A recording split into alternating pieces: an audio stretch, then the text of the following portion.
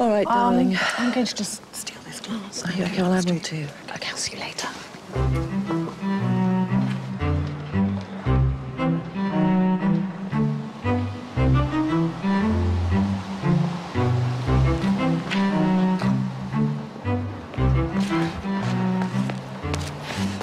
Excuse me. Can I come and join you? Sure. Yeah. What's your name? Maya. Maya. Hi, Maya. How are you? Can we sit down? Yes. Oh, I've been standing. It's just I want to get out of this wind. It's a bit windy here. You're just in a hoodie.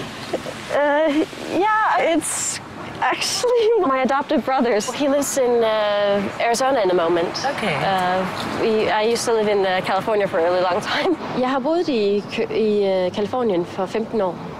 Pretty much, sammen med min far og mor og min storesøster. When did you move back here? 6 years ago, actually. And how do you find coming back to Denmark? Must be a culture shock. A very big one.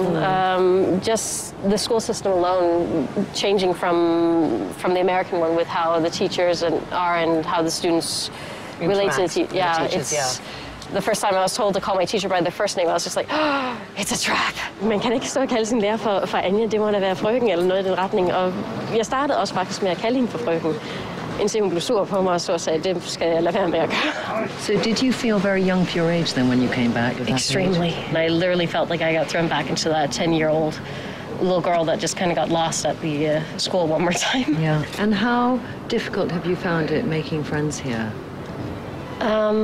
Very, very difficult. Mit sociale liv, det foregår primært på internettet, på et forum, hvor jeg dyrker en del rollespil, altså med mine venner, og det er primært folk, som jeg faktisk nok ikke har rigtig mødt. So your social life is spent in your bedroom online. It's not healthy. No, it is. It's really not healthy because it's not real life. Real life is about feeling and touching and smelling, and you don't feel, touch and smell on a computer. No.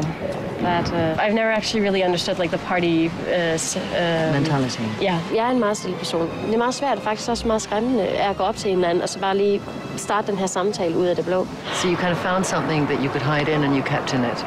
Yeah. It works in a way to make you totally asexual. That's how it works. I mean, I have no sense. Do you have a breast? Are you a boy? Oh, there's something under there. Oh, there's something quite big under there. And there's a hip and there's a waist. Yeah, there's a lot under there, darling. You're very, very hidden. Når jeg ser andre kvinder, der er på min jævnalder, så tænker jeg simpelthen, det er to vidt forskellige verdener. Altså, og jeg bliver faktisk egentlig fortvivlet et eller andet sted indvendigt i, med hvordan fanden jeg kommer hen i det samme sted. It doesn't help, darling, that you don't have the basic outfit to feel you can fit in. No. Okay, I'd love to help you find an identity you feel very comfortable with. That would be absolutely wonderful. All right, it's going to be exciting, actually. You're going to be a fucking good makeover. Okay. And let's take a picture. Jeg håber, at jeg kommer til at føle og se feminin ud. At man ikke er i tvivl om, at jeg er en kvinde og også kommer væk fra det her rædselsfulde tøj. Man. It's bad, I know. That stoozy bloody thing, which has got all your breakfast on it too, and that's the last time you're going to be wearing no, it. it's what? It's what? It's bleached. It's bleached. Okay, we won't go there. I don't want to know. It's your past life. Yes. It's not your future. I'll see you later. All right, bye. Bye. Who's next? Who's next? Who's next? Who's next? Who's next? Maya, come with me. All right, darling. All right, darling. Oh, dearie me. Mine veninder siger til, at jeg får den her makeover, at det er fandme med på tide. You're 20, how old? 25? 25. 25, dressing like a 16-year-old. I'd actually probably say a 13-year-old. Actually, you know what? You are so right. Det er jo simpelthen den for evig langt vidighed, der kører igennem familier med vennerne, simpelthen, at mig er en sød pige, men tøj? No. How long have you literally been in your bedroom? Probably 15 years. Shit. Der skal ske noget nu, fordi jeg er blevet træt af det. We've had quite a few incidents in the family where fashion did not go well. Their 25th anniversary was What did you wear? Oh, I wore these black knee-high socks with neon pink and blue checkers on. You don't have a picture, do you? Yes, I do. Oh my And God, I need to see it. Go and get Yes. it, go and get it. I need to see it. I so fucking need to see it. Jeg er slet ikke god til at finde ud af, hvordan til at sætte sammen pæne farver og pænt kjoler og tøj i den retning. I feel I'm kind of going into Heidi Land. What's the word? Pippa Lundstrøm. De gange, når jeg gør det, så ender det simpelthen i det værste kaliber af et fejltagelse. Let me see. Oh my God. Oh my God. And this is your mother or sister? This is my mother, on their 25th anniversary. And I honestly did not believe it was that bad at the time. Det er først nu, jeg egentlig accepterer, at nej, det er ikke godt. Det er slet ikke godt. I mean, we could laugh about it, but you know what? As a 25-year-old woman, to be where you're at, it's incredibly... No, it's painful. It's painful for you. It definitely is. Because I think it makes you more and more isolated, and this is a time you should be really enjoying your life. And I think that's what you need. You're fabulous. You're so easy to talk to. You're charming. You're funny. And your clothing lets you down. Yeah, okay. We can definitely agree on that one. Yeah. So I think the first thing we've got to do. 1 second, darling. Just stay there. All right. Excuse me. And I know this is a really tough call. I just have to see this because this is the old you, isn't it? Yeah. This is the old you don't want to go back to. No. So we're going to just cut you out of it. Because I want you to symbolically, we're going to do it. I don't care how much it is, and I'm not going to buy you a new one, but we're going to give you a new outfit. This is the old you coming off, okay? For the last time, we're going to take it off. First of all, I mean, that's not a bra, is it? What is it? No, it's a sports bra. What is it? It's a sports bra. It's a newspaper on your tits. I've never seen a newspaper on somebody's tits. I have amazing abilities. But you have great tits, but they're like going... in that. Seriously. Oh my. We got to get you in touch with the fact you've got a good shape. Let go of that. Yes. Let go of the scissors. Come and get your bra sorted. All right, darling. Now we can take that off. Come on, we'll take it off as we go. Okay, so we've got the bra done. Now, let's go and do the rest. Okay, so get it all off, honey, and let's start. Min udfordring med tøj, det er simpelthen at finde ud af at se kvindelig ud. Oh my gosh. What is the oh my gosh? Is it a fact called a heel? Yes. There isn't one in your wardrobe, is there? Not really. Det er svært at købe tøj simpelthen, fordi jeg har ikke en forståelse af stilerne. Altså, I'm not at all used to shirts like this. It's called a t-shirt, darling, a t-shirt. I'm going to bode to casualness. Okay, so you've got a jacket. Min storesøster, hun har haft det meget nemmere med det. Altså, hun har altid kunne finde ud af tøj, hun har altid kunne finde ud af hår og makeup og det ene og det andet, og være meget mere udgående, end jeg har. You could do this with a Converse trainer, okay, for daytime, and then put on the heels and put on the nice jacket and go out somewhere. En gang imellem har jeg været med ude i byen, men der har jeg også bare følt, at jeg ender op med at sidde i et hjørne og så glo på, sådan set. Så tror de, at jeg er en gut, der sidder i et skummelt hjørne, eller så er jeg åbenbart blevet lesbisk og gemmer mig. It's time to take some risks, isn't it? You know, you've really, really been hiding yourself away. It's time to get the pleasure of what it can do for you. Jeg forsøger virkelig bare at finde ud af, jamen, hvad er det, at man skal gøre? Hvad er det, at folk forventer fra pigerne af, når de er ude i byen? Maya, do you see these comments written on the wall? The one on the sofa says, "We are what we repeatedly do." Yes. So if you repeatedly do this, then you can be this. Oh my gosh. Now, what does this represent to you? Party girl. Party girl. Yes. Mm-hmm.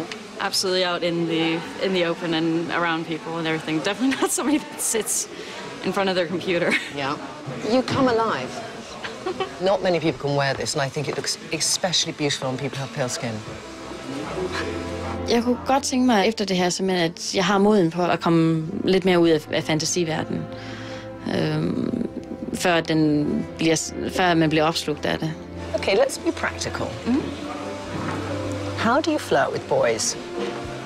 I don't think I flirt. My first really hardcore boyfriend that I had, he kind of got together with me because he wanted to get to know my sister better. So it did a lot of damage along the way. Sure. Det kunne være virkelig rart at finde en kæreste. Og bare moden på at være sammen med folk igen. Altså. Now, you've got to think whether what you take home is this or the other outfit we put you in, because I want you to take something that tomorrow you can start to change your life. And it's really important for me that you do that, Maya. Definitely hard. Think about it, don't tell me yet. And I want you to put on the dressing gown, and we're going to go and see Soren. Is Soren ready? Nu gælder det hår og makeup, som foregår hos Søren Hedegaard og hans dygtige team af makeup-artister og frisører. Dette er sidste skridt på vejen mod den store afsløring på catwalken foran familie og venner. Soren, darling, come along. This is darling Maya. Darling Maya. This is darling Maya here. Hello, Maya. So, you should... Yeah, cover your ears, because we want it all to be as straight. Yeah. Really cover. It needs a good trim. Yeah. Very good trim. Yeah. But I think we should stay with the red. Yes, stay with the red. Stay with the red and maybe play with the curls. Yeah.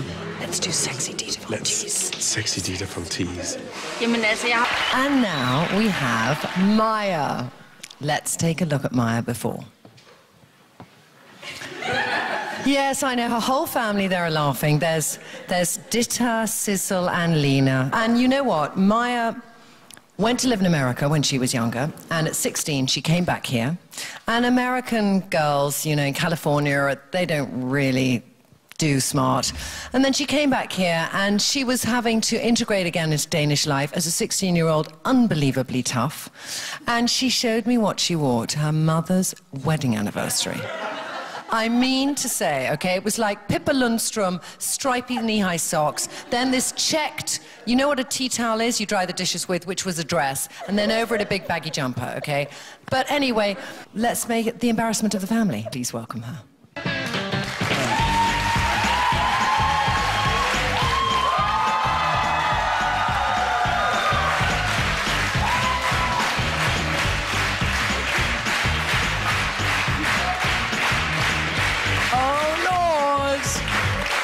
Now, darling, I mean, we want to say goodbye to that. We sort of have in a way, because I took scissors to it, didn't I? Yes, yes you did. When it was still on you, chopped it up. And then underneath it, we discovered a bloody body. I know. A woman's body, not a teenager's body. No. Yeah, exactly. And a woman who hasn't dated much, who's slightly hidden away in cyberspace, in your room, and just not been out and faced life. Time for a change. Let's see how you look now, because I know you're gagging too, aren't you? Put your glasses on. Yes, you look as sexy in the glasses, so it doesn't matter. And take a look.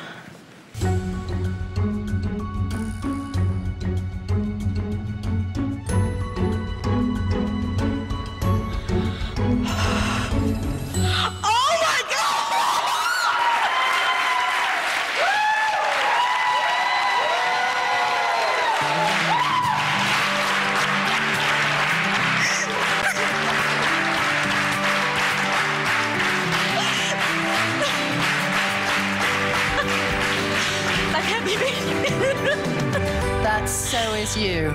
That so is you. I don't even recognize me. Oh my gosh.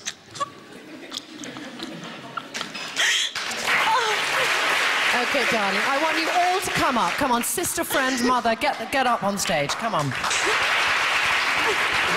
All right, where's the sister? I want you just because you know what she kept saying? Oh, my sister would do this, my sister could do this, and who's more glamorous now?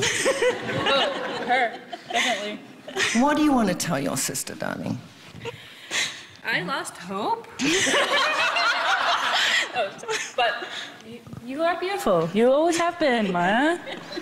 I hope you see it now. Now we could go shopping. I know that's a first for you to say that to your sister. Yes. I know that's a first. Thank you, darling. Mum, come here, Mum. Well, I gave birth to 2 beautiful girls. And today we can see you're a girl and you're boobs.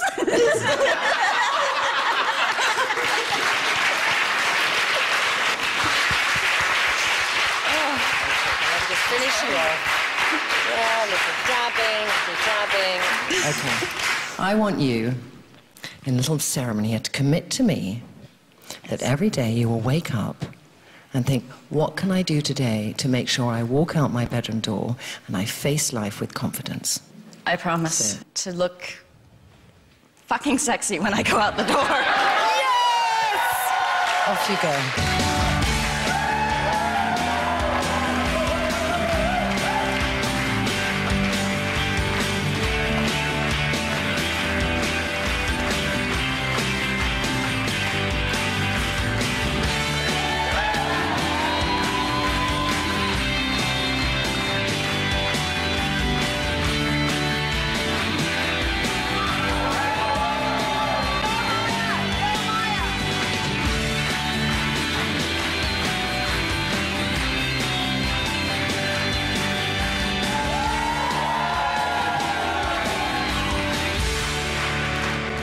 Jeg kan virkelig ikke finde det korrekte ord. Magisk måske.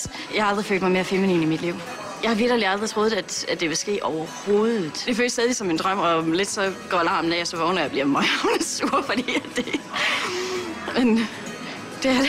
Oh my gosh. Altså, jeg er kvinde, og jeg er sexet, og jeg vil fandme se ud, som om jeg er sexet. Fuldstændig. Den gamle mig, no, go away. Skal ikke tilbage overhovedet. You know what? We're lucky to have the job we do. I couldn't agree more. We meet all these women and we feel so privileged that they tell us their stories and we're given the opportunity to change the way they look. And by doing that, we change their lives. Thank you for watching. Good night.